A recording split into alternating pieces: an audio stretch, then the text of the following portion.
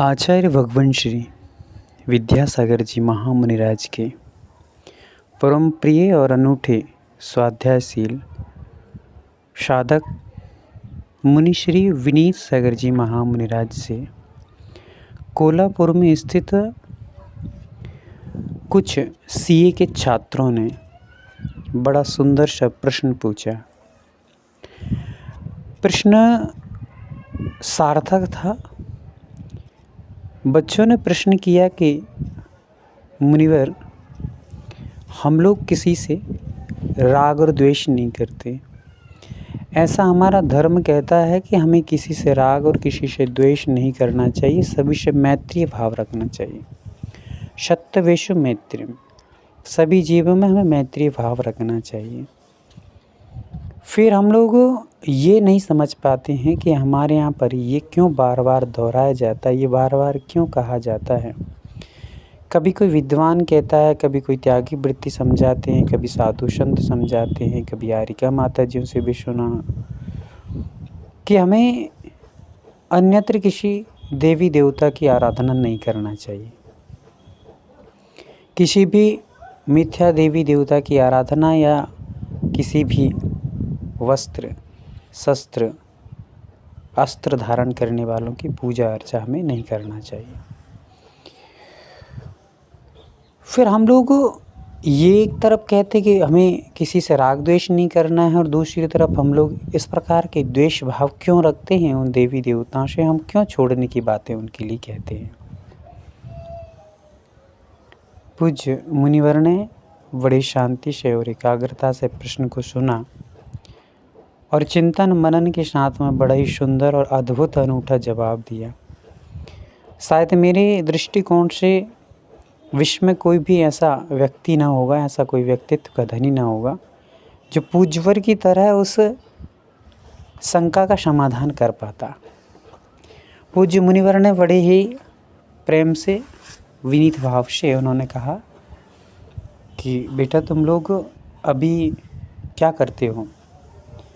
बच्चों ने कहा कि पूज्यवर, हम लोग यहाँ पर सीए की कोचिंग करने के लिए आए हैं और अध्ययनरत हैं, पर जब आपके बारे में सुना कि आप विद्वान हैं और आप सभी की शंकाओं का समाधान बड़े अच्छी तरीके से आगम के उल्लेखों को रेफरेंस के साथ में करते हैं, तो हम लोगों को जिज्ञासा थी काफ़ी दिनों से।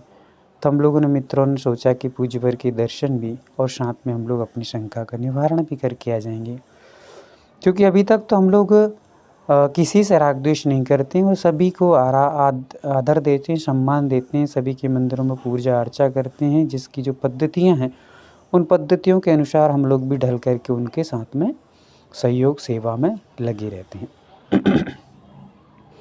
पूज्य मुनिवर ने कहा कि आपका प्रश्न जो है बड़ा सार्थक है और हर एक जिज्ञासु की ये जिज्ञासा रहना चाहिए और काफ़ी लोगों की रहती भी होगी।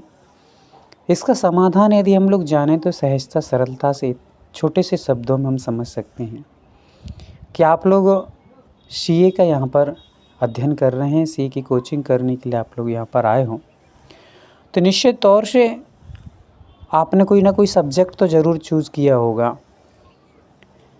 तो बच्चों ने कहा, हाँ महाराज श्री, बिना सब्जेक्ट लिए कोई हम लोग सीए की कोचिंग नहीं कर सकते थे, सीए को ज्वाइन नहीं कर सकते थे। तो पूज्य महाराज श्री ने कहा कि कौन सा सब्जेक्ट आपने लिया है। बच्चों ने कहा कि हम लोगों ने कॉमर्स सब्जेक्ट चूज़ किया है, कॉमर्स सब्जेक्ट लिया है, क्योंकि सीए के लिए कॉमर्स सब्जेक्ट आवश्यक, अनिवार्य होता है। महाराज जी ने कहा कि सब्जेक्ट 4 होते हैं, मैंने ऐसा सुना है, विशेष रूप से सब्जेक्ट 4 कहे जाते हैं। फिर उनके अंतर्गत और सब्जेक्ट आ जाएं वो बात अलग है, पर विशेष रूप से मुख्यता के तौर पर 4 ही सब्जेक्ट मैंने सुने हैं। कॉमर्स, बायो, आर्ट्स, मैथ्स, ऐसे 4 सब्जेक्ट मैंने सुने हैं।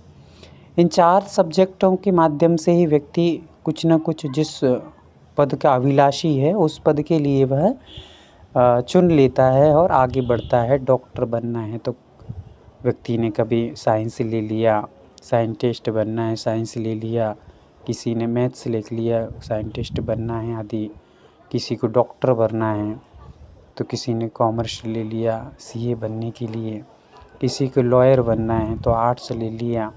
ऐसे सब्जेक्टों को ले लेते हैं और अपने अपने पदों के अनुसार वो सब्जेक्ट अपने अनुसार ले लेते हैं। तो आपने ये 4 सब्जेक्टों में से कॉमर्स लिया, कॉमर्स ही क्यों लिया? बच्चे बोले कि महाराज जी, कॉमर्स से ही सीए की अध्ययन किया जाता है। कॉमर्स को छोड़कर किसी और सब्जेक्ट को हम लेते तो सीए नहीं बन पाते, क्योंकि हमें चार्टेड अकाउंट जो होते हैं वे कॉमर्स के माध्यम से ही बनते हैं। महाराज जी ने प्रति प्रश्न करते हुए कहा कि यदि आप लोगों को मान लीजिए ये कहा जाए कि आप लोगों ने कॉमर्स सब्जेक्ट ले लिया, शेष 3 को छोड़ दिया, वो 3 छोड़ने का क्या कोई मुख्य कारण था, या उनसे कोई आपको परेशानी थी, कोई दिक्कत थी, या आपको कोई द्वेष भाव था उनसे, क्या बुरे लगते थे क्या? तो बच्चों ने कहा कि नहीं महाराज जी, बुरे नहीं लगते थे। हम लोगों को ना डॉक्टर बनना था, ना लॉयर बनना था, ना हम लोगों को साइंटिस्ट बनना था, ना कुछ और बनना था, हम लोगों को सीए बनना था। और सीए बनना था तो हम लोगों ने कॉमर्स ले ली, बाकी सब्जेक्टों को हमें छोड़ दिया, क्योंकि हमें वैसा नहीं बनना था, ना डॉक्टर बनना, ना लॉयर आदि बनना था, इसलिए छोड़ दिया। तो पूज्य महाराज जी ने कहा कि आप लोगों को शेष जो 3 सब्जेक्ट आपने छोड़ दिए हैं उनसे कोई द्वेष तो नहीं था ना? बच्चों ने कहा नहीं द्वेष नहीं था, पर हमें वैसा कुछ बनना नहीं था, इसलिए हम लोगों ने उनको छोड़ दिया। महाराज जी ने बड़े ही मनोहर शब्दों में और बड़ी मीठी भाषा में कहा कि बेटा, जिस प्रकार से आप लोगों ने कॉमर्स सब्जेक्ट लेकर के सीए बनना था तो कॉमर्स सब्जेक्ट ज़रूरी है, आपको सीए बनना था, कॉमर्स सब्जेक्ट ले लिया, शेष सब्जेक्ट से आपको कोई द्वेष नहीं था, पर वैसा बनना नहीं था इसलिए छोड़ दिया। जब हमें वैसा नहीं बनना है तो हम उस चीज़ को छोड़ देते हैं, जैसा बनना होता है उसको पकड़ लेते हैं। उसी प्रकार से हम लोगों को वीतराग भगवान की तरह सरल, सहज, समतावान और सुख का भंडार प्राप्त करना है, इसलिए वीतराग भगवान को हम लोगों ने चुन लिया है।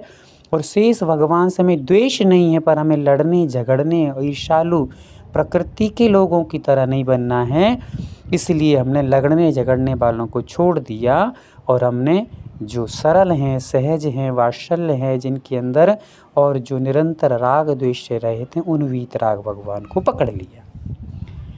वैसा नहीं बनना इसलिए हमने उन्हें छोड़ा है, हमें उनसे द्वेष नहीं है, पर हमें वैसा बनना नहीं था इसलिए हमने उनको छोड़ दिया। द्वेष भाव से नहीं छोड़ा, भैया हमें आपकी तरह नहीं बनना है। किसी को यदि दुकान खोलना है किराने की तो इसको मेडिकल से या और किसी हार्डवेयर से या इत्यादि दुकानों से द्वेष नहीं है, पर उसको जो चीज़ पसंद थी उसको चुन लिया और वहाँ की चीज़ों को हमने छोड़ दिया। उसी प्रकार से हमें पसंद भगवान वीतराग की साधना पसंद है, हमें उनकी सरलता, उनकी वीतरागता, उनकी मनोज्ञता, उनके सिद्धांत पसंद हैं जो जियो और जीने को सिद्धांत देते हैं। सभी को जियो भी जीने भी दो, हर जीव के लिए जिनके चरणों में शरण हैं।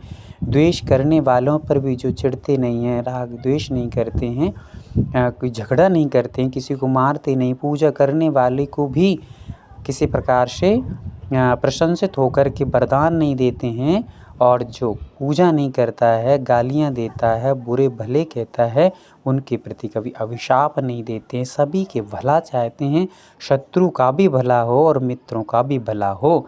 ऐसे भगवान को हमने चुन लिया जो सबके लिए पिता के समान है।